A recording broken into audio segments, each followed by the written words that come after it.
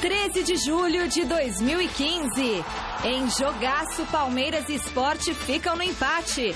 Sequência de vitórias do Verdão é quebrada e rubro-negro perde os primeiros pontos em casa. No clássico das maiores torcidas do Brasil, Corinthians atropela o Flamengo sem Guerreiro e Sheik. Com recorde de público no Brasileirão, São Paulo bate o Coritiba em grande dia de Alexandre Pato. Santos vence Figueirense na estreia de Dorival, mas continua na zona de rebaixamento. E ainda tudo sobre a participação de Muricy Ramalho no Mesa Redonda do último domingo. Veja também os gols da rodada nas séries A e B do Brasileirão, os destaques dos Jogos Pan-Americanos. Olá, boa noite! O Gazeta Esportiva está no ar. O programa de hoje começa falando do jogo mais emocionante da rodada, o duelo entre Sport e Palmeiras na Arena Pernambuco. A partida só foi definida no finalzinho e o resultado acabou não sendo bom para as duas equipes, já que o Verdão viu a vitória escapar assim, ó, escapou assim fácil. E o Leão perdeu os primeiros pontos jogando em casa. Veja como foi. Na Ilha do Retiro, o Sport abriu o marcador contra o Palmeiras aos 21 minutos de jogo com o Matheus Ferraz completando cobrança de escanteio. O Alviverde chegou ao empate aos 43. Gabriel fez boa jogada pela esquerda e Leandro Pereira de cabeça empurrou para o fundo do gol, 1-1. A virada palmeirense veio aos 12 da segunda etapa. Lucas e Arouca não conseguiram vencer Danilo Fernandes, mas Leandro Pereira aproveitou o rebote para colocar os visitantes em vantagem, 2-1. Quando tudo parecia definido, André, aos 44, recebeu livre na entrada da área e não desperdiçou a oportunidade. Final, Sport 2, Palmeiras também 2.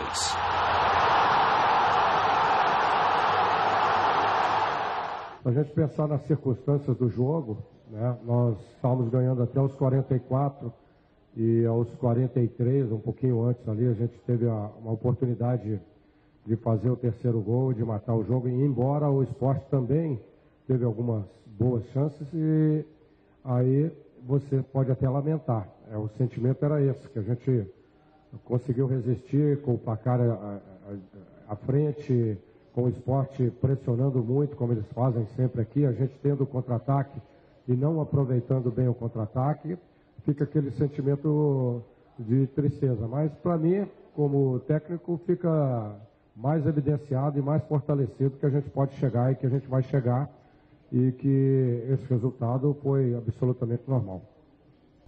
Grande noite para você que acompanha o Gazeta Esportiva, sem dúvida merece total reverência. Mesmo que você, principalmente por considerar, né, que o Palmeiras poderia ter vencido o jogo. Um pouquinho antes do Sport fazer o gol de empate, o Palmeiras perdeu um gol feito que poderia ter representado uma vitória por 3-1. E é um adversário forte, um adversário que faz uma boa campanha e que serve como referência também de como o Palmeiras está. E eu acho que, apesar do empate, considerando o fato que o Palmeiras poderia ter vencido, não era nenhum absurdo, poderia ter vencido fora de casa, contra um adversário muito bem arrumado, muito bem montado, o Marcelo Oliveira tem razão. Há de se manter um otimismo muito grande em relação às possibilidades palmeirenses nesta temporada. Flávio, boa noite. Boa noite, Celso. Boa noite, Michele, amigos do Gazeta Esportiva. Também concordo, foi um ótimo resultado. É verdade que ficou aquela, né, puxa vida, estava faltando 2, 3 minutos para acabar o jogo, ou 5. Mas o empate lá no Recife hoje contra o Sport é alguma coisa muito difícil de ser obtida. Muito difícil mesmo. Michele até falava, primeiros 2 pontos que o Sport perde em casa. É um belo time bem montado. O Palmeiras está claramente em evolução e encarou um adversário tão forte, mesmo jogando na casa do adversário. Domingo tem o Santos pela frente, entra na condição de favorito e está subindo na tabela. Ainda tem peças para serem colocadas.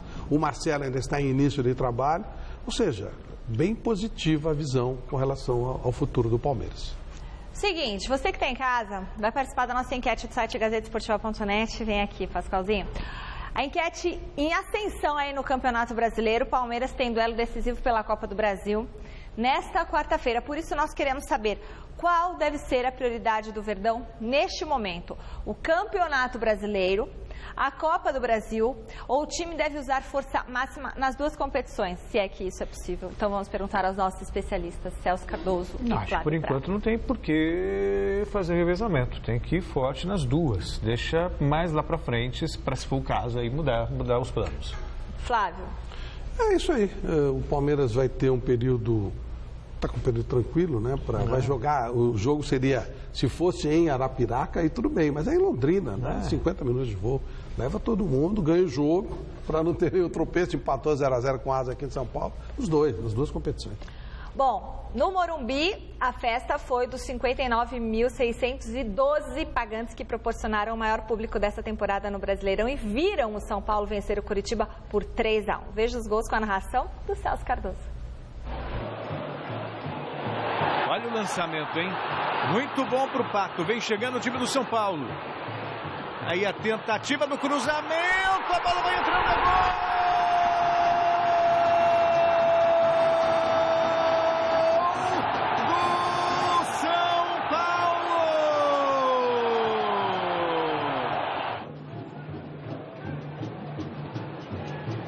Lançamento saiu para Alexandre, Pato tem condição de definir, tem a condição de fazer o segundo, ainda o Pato fez a pinta, bateu pro gol!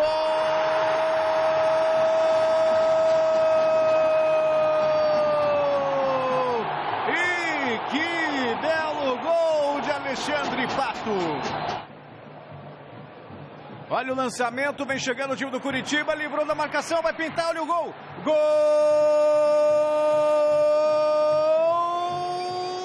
Curitiba!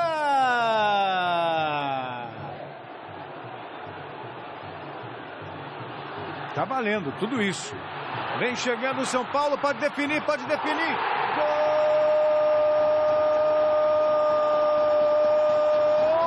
do São Paulo! Te surpreende essa rebeldia do jogador brasileiro? Essa certa insatisfação quando é substituído, essa falta de espírito coletivo e um certo egoísmo, pensando só no próprio futebol, na própria situação? Concordo. Se entendi corretamente, você fala que falta espírito coletivo. E respeito também à hierarquia. Concordo, porque uma vez mais, não contra mim, eu não tomo nada de las reacciones de los atletas personal. No entiendo que las pulsaciones están muy altas, la adrenalina y demás. No creo que van a salir felices, pero sí con respeto por el compañero que ingresa. É normal a gente sair num espetáculo como esse, torcida, campo cheio, o time ganhando.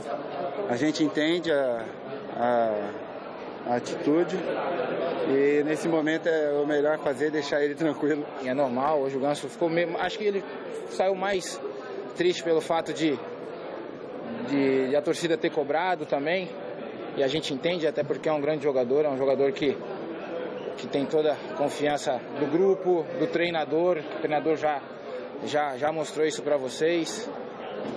Então, enfim, eu acho que o Ganso é um grande jogador e vai dar a volta por cima, até porque a gente precisa bastante dele. Acho que o Ganso, a torcida tem que apoiar. Eu acho que vaiar não é legal. Fui vaiado aqui também, não é legal. A gente joga pro clube hoje, 11 horas da manhã, é difícil. O torcedor vem para assistir o jogo, mas nós que estamos lá dentro sabemos da dureza que é, porque jogar 11 horas ainda hoje muito quente, eu principalmente estava morto, cara. Acho que se eu saísse também ia ser xingado, mas acho que o torcedor tem que apoiar. Bom, Flávio, tem várias questões para falar de São Paulo, né? Vamos por partes. Primeiro, o jogo em si, acho que o resultado foi até justo, se bem que ele não diz mesmo que foi o jogo. Curitiba chegou até a ameaçar o São Paulo em alguns momentos.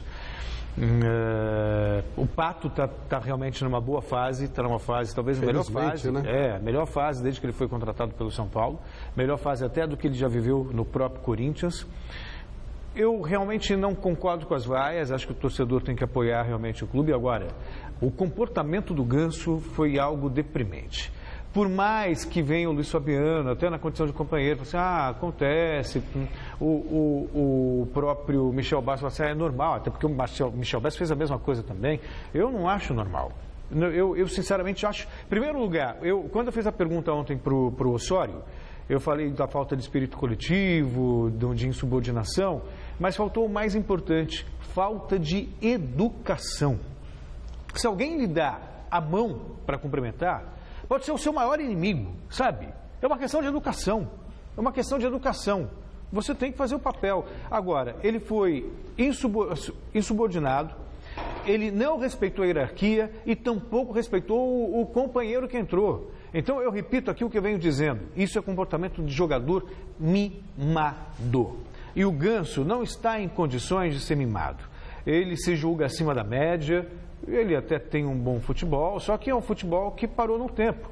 Ele acha que ser bom jogador é acertar 3, 4 bons passes na partida. E ontem nem isso ele fez direito. E por conta de erros de passe do Ganso, o São Paulo quase tomou gol, porque esse esquema que montou o Osório, então o time ocupa muito bem o campo adversário. E você se expõe ao risco. Essa atitude dele, você se expõe ao risco, né? Mas só que para minimizar esse risco, o jogador ele tem que ter precisão no passe.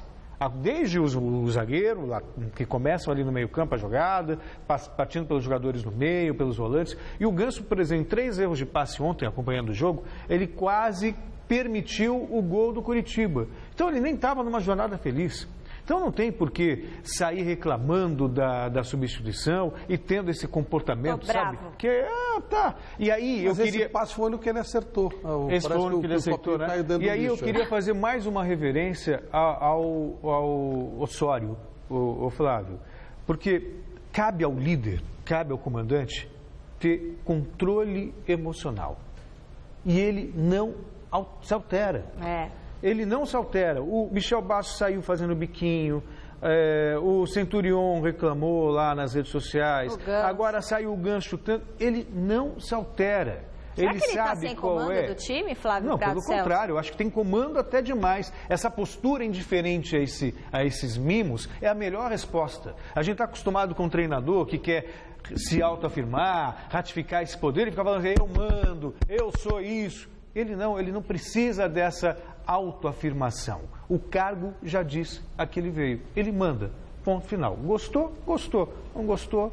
Vai chorar na cama, que é lugar quente, como diria meu avô. Eu concordo 1000% com as vaias. O Ganso foi um dos maiores micos da história do São Paulo.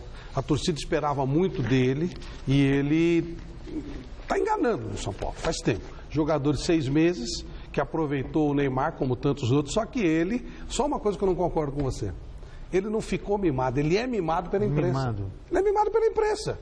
A imprensa vive bajulando, dizendo que é um tremendo jogador, que deveria estar em todas as seleções, ou não tem isso toda hora. Porque o Ganso é isso, é aquilo. Ele não é nada, ele é um jogadorzinho que acreditou nisso. 2010, e me arrependo até o Então, ele é um cara, ele tem habilidade. Eu fui outro dia num circo e tinha um anão que tinha habilidade também. Não muda nada, não é jogador de futebol. Ele tem habilidade, sabe bater bem na bola, sabe? E daí? Não funciona como jogador, não tem senso coletivo nem dentro nem fora do campo, como for provado. Por isso é reflexo do que disseram para ele acreditou, que ele é o máximo, que ele joga muito, que ele tem que estar em todas as seleções. A torcida está com o saco cheio de ver esse teórico jogador, um jogador virtual que ganhou uma fortuna, foi comprado pelo São Paulo por uma fortuna, é bajulado dentro do São Paulo, não joga nada. Essa é a verdade. Na hora que ele sair do time, o time vai melhorar. E acho que a direção do São Paulo precisa, sim, tomar uma posição. Acabar com essa palhaçada de toda hora o jogador reclamar publicamente e tal. Acho que o Osório não tem que se meter com isso mesmo. Começa a meter multa. Mas ele tem que chegar, a direção tem que chegar e pegar pesado. Que isso. No Rio de Janeiro, o Corinthians sobrou em campo e goleou o Flamengo por 3-0. O resultado mantém o timão no G4. Ó, o Pascoal tá assim, ó, nossa câmera 3 aqui. E acaba com um tabu de 13 anos sem vencer a equipe carioca no Maracanã. No Maracanã, o Corinthians fez um grande primeiro tempo e abriu 2-0 no placar. Wagner Love recebeu um belo passe de Elias, desperdiçou a chance, mas no rebote, o próprio Elias encobriu o goleiro do Flamengo. No último lance da etapa inicial, Renato Augusto cruzou da esquerda e o lateral Wendel se antecipou para aumentar a vantagem, 2-0. Veio a etapa final e com ela o terceiro gol do Timão. Elias roubou a bola no meio e tocou para Jadson pegar de primeira, lindo gol. E ficou assim no Maracanã, Flamengo 0, Corinthians 3. Trabalho de equipe, por vezes, um ou outro acaba a individualidade aparecendo. Eu não consigo enxergar nenhuma equipe que só a individualidade. Ela faz tu ganhar algum jogo, mas ela não te dá campanha, individualidade. Mas quando a equipe está bem, vai aparecer.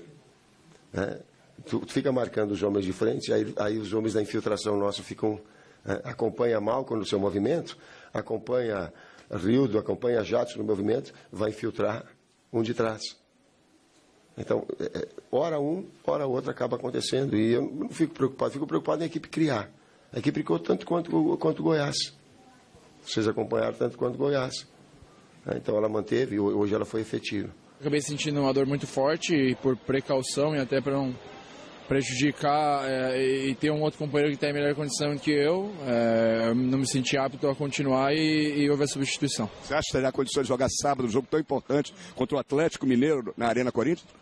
Olha, acredito que é difícil falar sim ou não. Vou fazer tratamento intensivo de manhã à tarde e alguns períodos à noite. Vou dedicar a melhorar o mais rápido possível, mas é difícil ter, acho que com o exame eu vai ver mais detalhadamente qual é o grau da lesão.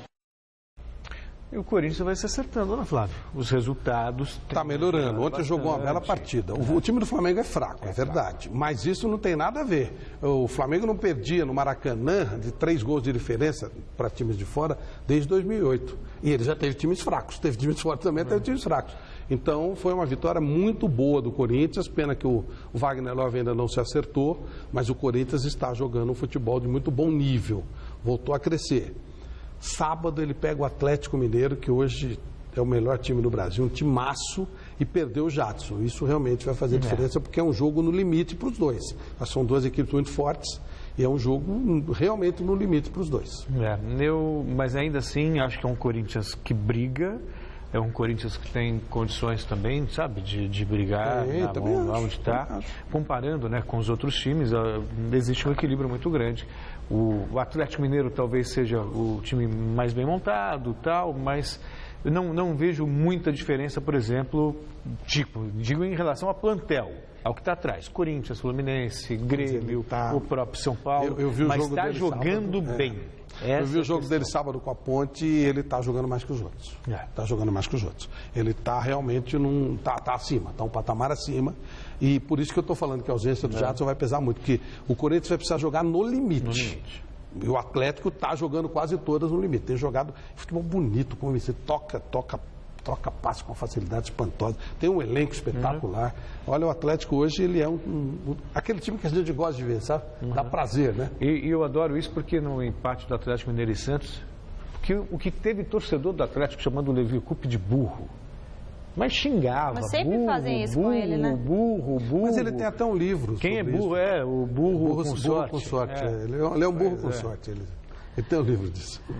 Bom, na volta de Dorival Júnior, o Santos venceu o Figueirense por 3-0 e acabou com a série negativa de 4 derrotas consecutivas. Veja os gols com a narração de Osmar Garrafa. Bola fechada, o Felipe viajou na trave, no rebote o gol!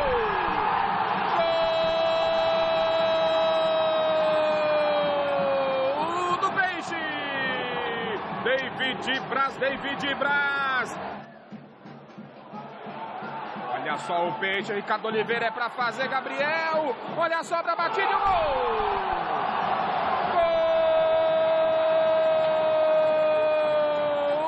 Gol do Peixe! Olha o Santos, Vitor Ferraz, grande finta, agora sim, cruzamento para fazer!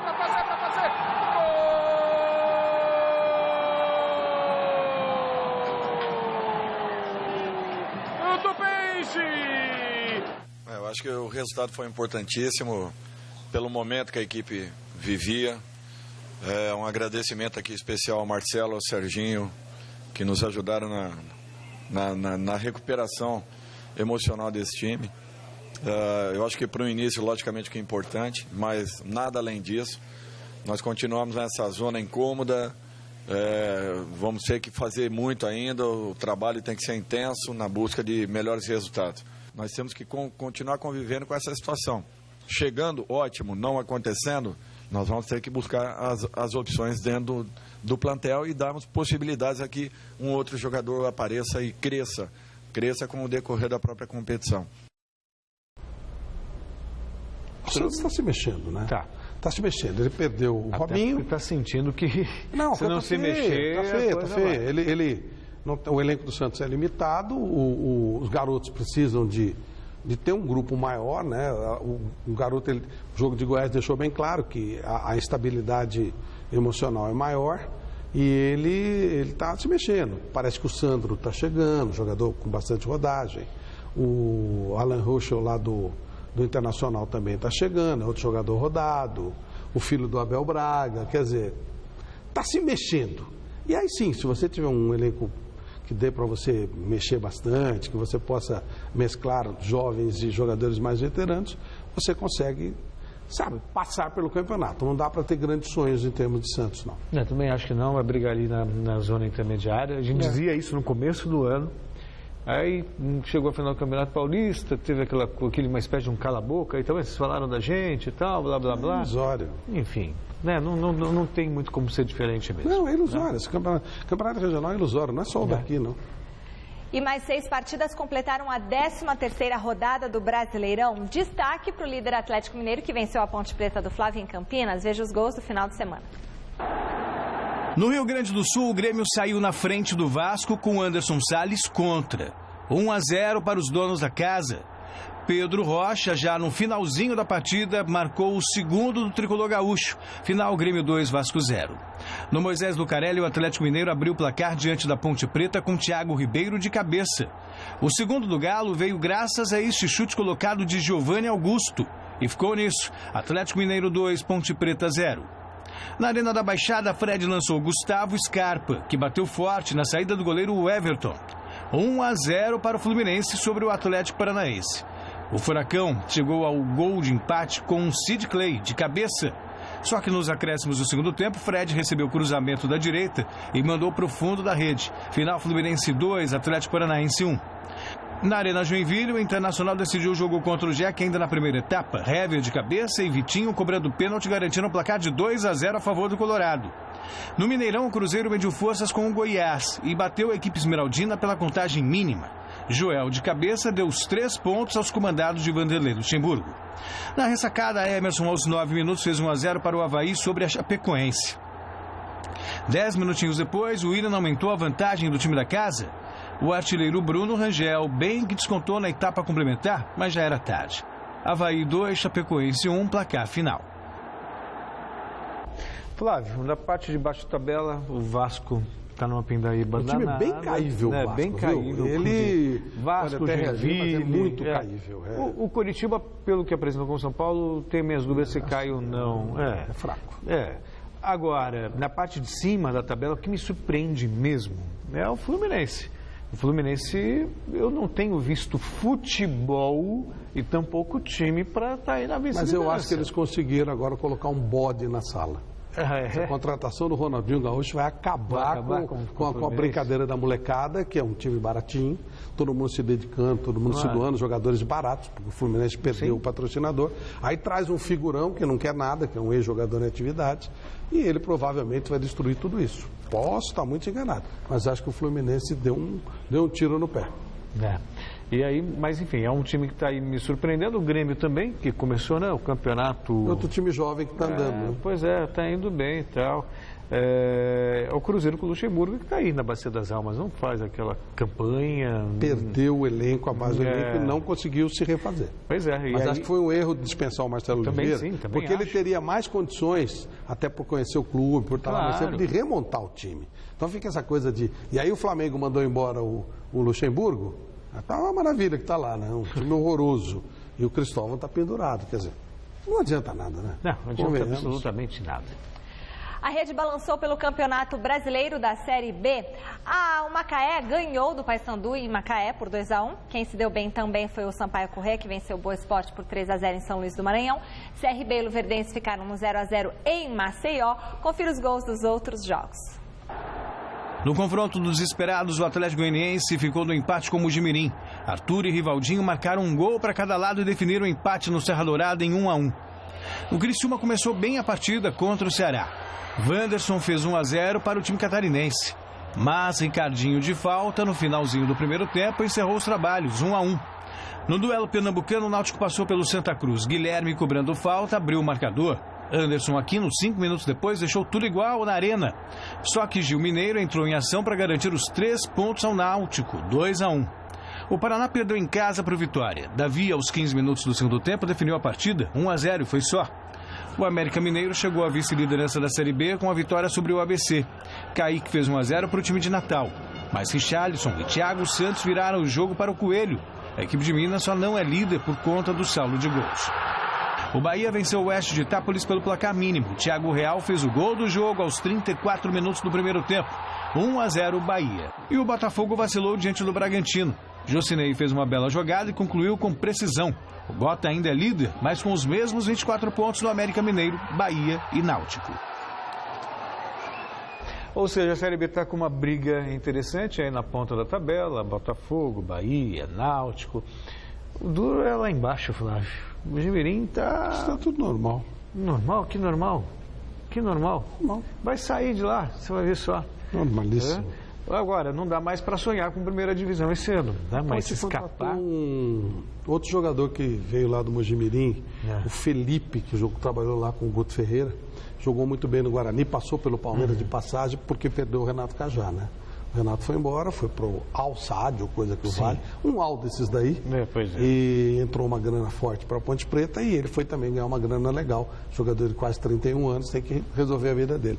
Vamos ver se esse Felipe resolve. Enquanto isso, a gente confia no Rivaldo, que já foi melhor do mundo, é presidente e joga. Tá querendo largar o time também, né? Eu sei. Tá desistindo. Mas se tiver que largar, que largue na segunda divisão, né? Não a humilhação de voltar para a terceira. É o seguinte, você pode falar com a gente através do Twitter do programa, o endereço é twitter.com/Gazetesportiva, lá você fica sabendo tudo que rola no Gazeta Esportiva. E o Vinícius Bocato é quem escreve ali nas nossas mídias sociais, então você pode escrever no Twitter que o Vinícius sempre vai responder. E você pode rever os programas Gazeta Esportiva no site da TV Gazeta, endereço tvgazeta.com.br.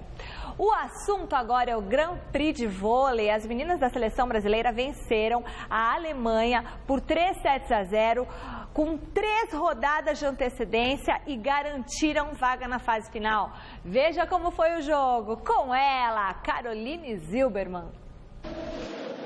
Os pontinhos amarelos preenchem as cadeiras do ginásio do Ibirapuera aos poucos. A torcida comparece em peso para prestigiar uma seleção que corresponde em quadra.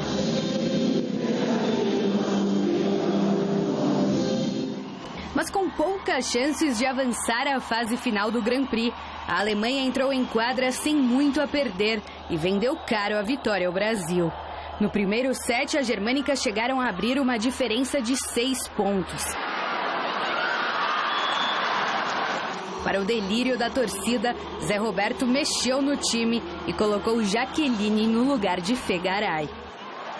Jaque anotou 5 pontos e passou a comandar a virada do Brasil. Na paralela, Joicinha fechou a conta da primeira parcial, 26-24. Nos sets seguintes, o técnico brasileiro optou por manter Jaqueline em quadra.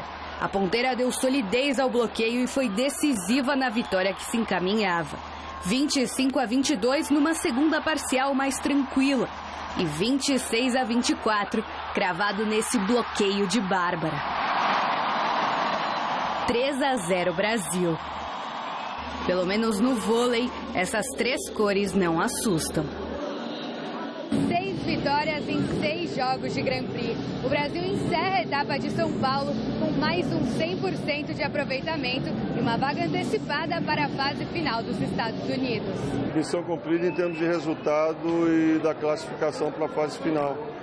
Lógico que a gente sempre quer mais, né? Principalmente em relação ao sistema defensivo.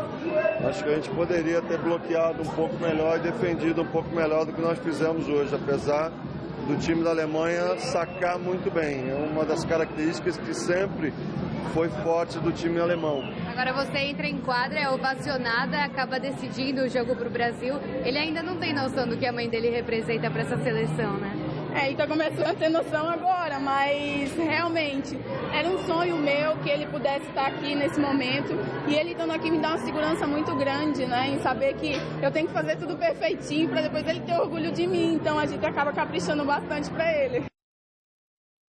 Que nenê lindo, não? É verdade. O trabalho do Zé Roberto Guimarães é um trabalho muito delicado, porque ele tem que separar, né? Uma parte vai para a Europa, difícil vai mundial, isso. E outra parte vai para o Pan-Americano. Duas frentes. O Pan-Americano é mamão com açúcar, o Brasil leva numa boa, não tem grandes problemas, muito forte. Mas o grande pepino é preparar o time para os Jogos Olímpicos. Porque essa é uma seleção que já ganhou medalha olímpica, portanto espera-se que ganhe medalha olímpica no ano que vem. E não é um trabalho fácil. O Zé Roberto esteve há pouco tempo aqui no Mesa Redonda e ele comentava, você segurar a concentração das meninas até o... E vale para o masculino também, né? Que eles são muito fortes, né? Eles são bem mais fortes, por exemplo, do que o futebol. Eles já ganharam medalha olímpica. Não vai ter choro, não. Aqui não tem aquela frescura do futebol. Eles vão jogar para valer, então vai chorar se ganhar ou se perder, mas não pela responsabilidade. Mas é uma concentração difícil pra caramba. Então é um trabalho, sabe, bem detalhado, Zé Roberto. É bem bacana o que ele está fazendo. Tomara que esse pessoal do vôlei traga 2 medalhas. Eles merecem muito. É um trabalho muito bem feito pelo Bernardinho e pelo Zé Roberto Guimarães. Jogos Pan-Americanos. Veja quais foram os principais resultados dos atletas brasileiros no fim de semana. A primeira medalha brasileira veio no sábado no judô, com Natália Brígida, que com 2 yukos superou a equatoriana Diana Cobos, levando bronze na categoria até 48 quilos. Já na categoria masculina até 60 quilos, o brasileiro Felipe Kitadai foi surpreendido na final pelo equatoriano Lenin Preciado e acabou com medalha de prata. O primeiro ouro veio também nessa modalidade. Pela categoria de 52 quilos, Érica Miranda deu esse pom contra a canadense Ekaterina Gica e assegurou o lugar mais alto do pódio.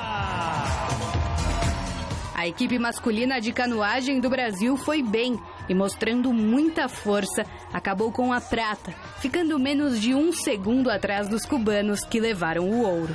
Prata também na ginástica artística masculina. Com grande atuação de Arthur Zanetti, a pontuação total da equipe brasileira ficou em 264.050 pontos, apenas 3.700 atrás dos norte-americanos que ficaram com o ouro. Por fim, o futebol feminino estreou no PAN e o começo foi com o pé direito. 3-0 sobre a Costa Rica, com gols da atacante Raquel e das volantes Thaísa e Formiga.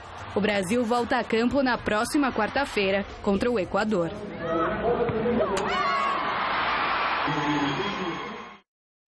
E hoje teve mais brasileiros no pódio. Na canoagem, Isaquias Queiroz conquistou ouro na categoria C1, 1.000 metros. Pouco depois, na prova em dupla C2, 1.000 metros, ele ficou com a prata com o companheiro Erlon de Souza. Também na canoagem, Ana Paula Vergutz ficou com o bronze na categoria K, 1.500 metros. Terceiro lugar também para a dupla Celso Dias e Wagner Souto na prova K, 2.000 metros.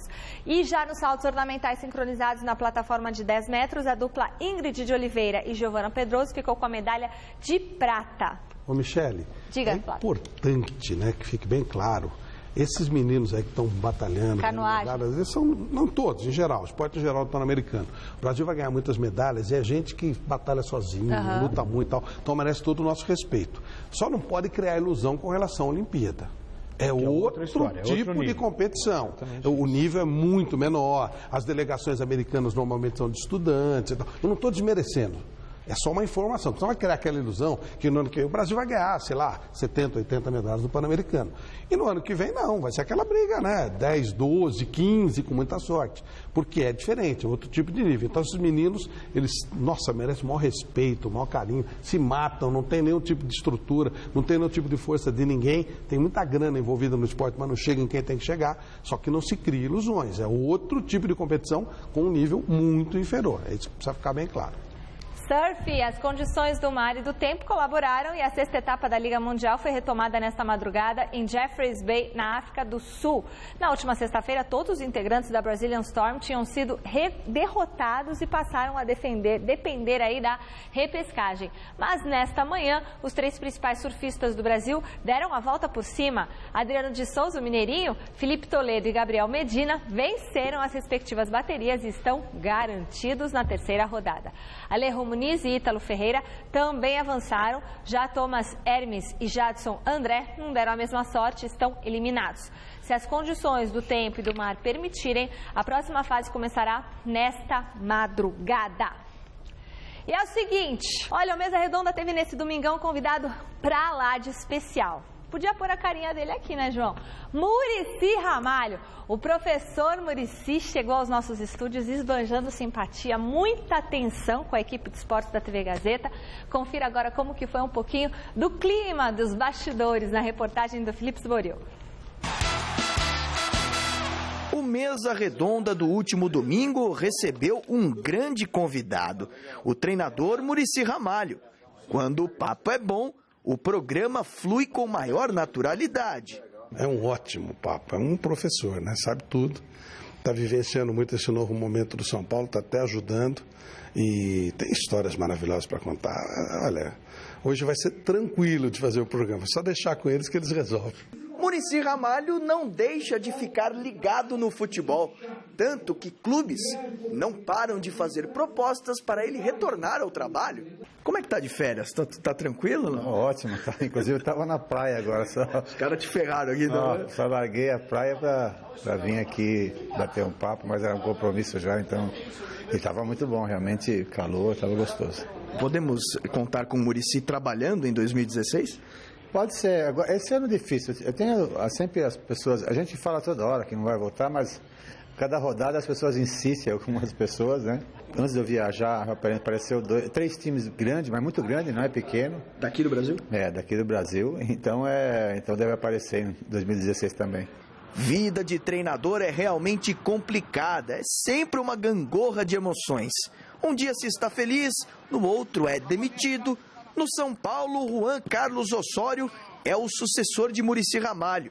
E ele está sabendo muito bem o que é o futebol brasileiro. Estou vendo meus companheiros de profissão, como eles mudam, né, de semana para semana. Impressionante quando não se tem resultado, né? A fisionomia dos treinadores mudam demais. O Osório, que chegou lá para se substituir, entre aspas, né? Tá indo bem, né? Está indo bem, mudou de cara algumas vezes, mudou de fisionomia algumas vezes, começou com a fisionomia muito boa, já uma semana passada já estava com a fisionomia bem preocupada, né? Porque é assim mesmo, mas está indo bem. O time de São Paulo é um bom time tecnicamente e tem tudo para fazer um bom campeonato. Você está ajudando ele? Não estou ajudando.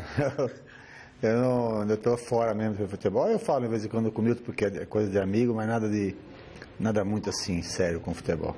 Os estrangeiros no futebol brasileiro. Osório é um deles. Pepe Guardiola poderia ser técnico da seleção brasileira. Daniel Alves andou falando sobre isso.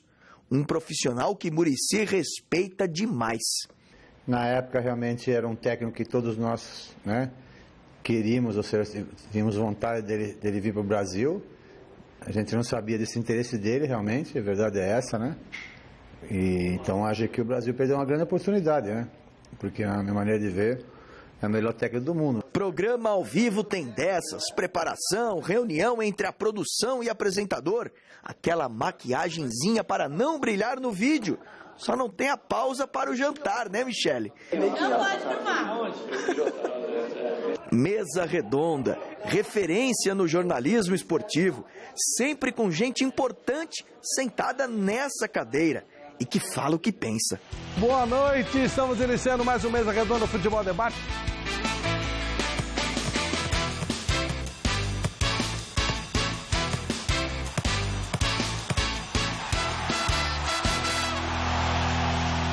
Eu não tenho tempo de jantar, entendeu? Então eu tenho que fazer um lanchinho. Olha que sacanagem. Olha... Olha que sacanagem. Que flagrada é isso? pelo Big Brother. Complicado. Olha, o Muricy é um dos caras com o melhor caráter no futebol. Bom papo também, né? Não é só isso. Ele é um cara sério. Eu gosto dele. Extremamente Gosto muito sério, dele. extremamente profissional, extremamente sério. Então, muitas vezes as pessoas, né, quando ele é emburrado. Sim. Então, quando tinha aquela brigaiada lá com os repórteres, aí o pessoal mais jovem ia falar, pô, esse Muricy é do bem. Né? E aquele cara do bem, pode até em alguns momentos ser mal-humorado, mas é do bem, um cara legal, um cara muito sério. E não é mole você chegar, ele está com quase 60 anos, chegar no futebol, com tanto tempo de futebol como jogador e técnico, com a seriedade do Muricy, o cara não ser expurgado do meio. É porque ele é muito bom no que faz. Porque tem muito esquema, tem muito... E sabe o que foi legal que ele falou no Mesa Redonda? Que você perguntou quantos amigos que ele tem, né? Que não, ele falou que não dá para encher as duas mãos. Uma. Amigos do meio do futebol, não dá para encher uma mão. Uma mão. Ele tem o Tatá, né? Pensando bem, Tata, não é só no futebol, né? Não é. Mas é que no futebol é aquela coisa, né? Não, você é meu amigo. Flávio é meu amigo, ó, já tem 2 aqui. O João Batista é meu amigo. O Pascoal é meu amigo, o Billy é meu amigo. Já enchi uma mão. Tá vendo? Que legal. Aí. Mas você vê, tem pessoas, o Edu Marangon, por exemplo, ele começou a trabalhar no meio e ele falou que desistiu porque um dia um cara chegou com uma mala de dinheiro e falou, tem que botar esse cara para jogar. E ele meteu a mão no cara, lógico, né? Encheu o cara de porrada. Mas isso faz mal, sabe? Toda hora assim. Então, e o Muricy já deve ter passado por situações assim, meteu a mão na cara, mas continuou no trabalho. Só que agora ele está com esse problema de diverticulite que eles contam. Talvez não seja o caso de voltar como treinador. E sim uma coisa que ele falou que aceitaria. Supervisor, um coordenador, um CEO, sabe? Um manager. Beleza. Mas com poder, ele precisa falou. filtrar muito, né? Se é a vontade dele voltar a trabalhar, sim. Mas imagina, já tem o dinheiro que ele precisa. Né? Não precisa mais, felizmente, ganhar mais dinheiro. É ficar aturando, sabe? Torcedor enchendo a paciência, chamando de burro, reclamando essa pressão, essa pressão. Ele vai fazer 60 anos em novembro. Torcedor é o menor problema. Agora, o estilo do Muricy é esse mesmo. E em qualquer situação, eu lembro de uma vez tivemos a oportunidade de um jogo de futebol aqui na Gazeta e ele jogou no meu time. Ele me dando bronca dentro do campo. Pô, olha o tamanho do zagueiro, pesado, vai pra cima dele, vai com confiança. Você ficou com medo, Célio? Ele já me derrubou no jogo. Já, né? Eu tava de treinador, eu tava 4-1, empatou 4-4. Quando eu saí, ele me sacou e ele dirigiu o time. Falou, você não fica me cornetando. O problema não é o torcedor. O torcedor é o menor problema. O problema é jogador mimadinho, que se acha craque. O problema é cartola, que se mete. O problema é empresário que quer fazer esquema. Para um cara sério, isso é complicado. Bom, nós voltamos a falar do Santos, que depois de vencer o Figueirense por 3-0, parece começar a dar um sinal de recuperação com a chegada do técnico Dorival Júnior. Calma, né? Vamos administrar a ansiedade, acabou de chegar. O repórter Osmar Garrafa esteve nesta manhã no CT Rei Pelé acompanhando a segunda-feira do Alvinegro Praiano. Na reapresentação do elenco santista, o clima era de alívio após a vitória contra o Figueirense. Afinal, a equipe vinha de 4 jogos sem nenhuma vitória no Campeonato Brasileiro. Mudou a confiança, né? Vamos ter uma semana todinha para trabalhar, para o Dorival colocar o seu trabalho ali. Porque a gente está numa situação complicada ainda, permanecemos na zona de rebaixamento. Temos que sair o quanto antes dessa situação. Para Vanderlei, o técnico Dorival Júnior, mesmo com pouco tempo de trabalho, teve influência no resultado conquistado. Ele também mudou um pouquinho o sistema, a nossa marcação, a equipe estava um pouquinho mais justa. Só que também a gente sabe que a qualidade a gente tem, né, cara? A gente fez um grande campeonato paulista, campeão. Um campeonato que tinha grandes equipes também. A gente não ia esquecer de jogar do dia para a noite, né? Apesar da vitória no final de semana, o Santos permanece na zona de rebaixamento. E a receita para fugir das últimas colocações não é nada simples. O Campeonato Brasileiro é muito equilibrado. Você vê que o time que está lá na ponta pega o último colocado e tem dificuldades, né? A gente fez boas partidas, eu creio até agora. Vencemos Corinthians, Cruzeiro. E fizemos jogos equilibrados nas outras partidas, só que o resultado não veio, né? Como disse até anteriormente, por falhas nossas, por erros nossos. E futebol você não pode errar, né? Ainda mais num campeonato tão forte, em que o detalhe pode decidir. Foi o que aconteceu. Para fugir da zona de degola, o Peixe tem que continuar vencendo. O próximo obstáculo a ser superado é o Palmeiras domingo no Allianz Parque. Para Vanderlei, o Santos não está preocupado apenas com os atacantes do Verdão que estão em boa fase, e sim com todo o elenco alviverde. Sabe que a equipe do Palmeiras é uma equipe grande, que tem grandes jogadores, fez grandes contratações, vive um grande momento. Vinha de 4 ou 5 vitórias seguidas, empatou com o Sport fora de casa também, que é uma equipe muito boa. A gente sabe que vai ser um jogo difícil, que eles estão na ponta da tabela, a gente ali embaixo, mas a gente sabe também que num clássico ali fica bem pareado. A gente espera fazer uma grande partida, não importa o adversário que vir. O momento que a gente está agora, a gente tem que entrar em campo e procurar vencer todas as partidas.